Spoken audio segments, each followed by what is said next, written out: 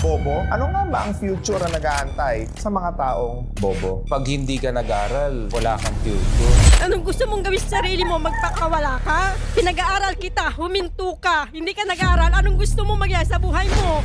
Pag hindi ka magaling sa school, hindi ka makakakuha ng magandang trabaho. Hindi proud sa'yo ang parents mo. Napakamali na napapahiya ang isang estudyante. Kasi doon nagkakaroon ng inferiority complex yun.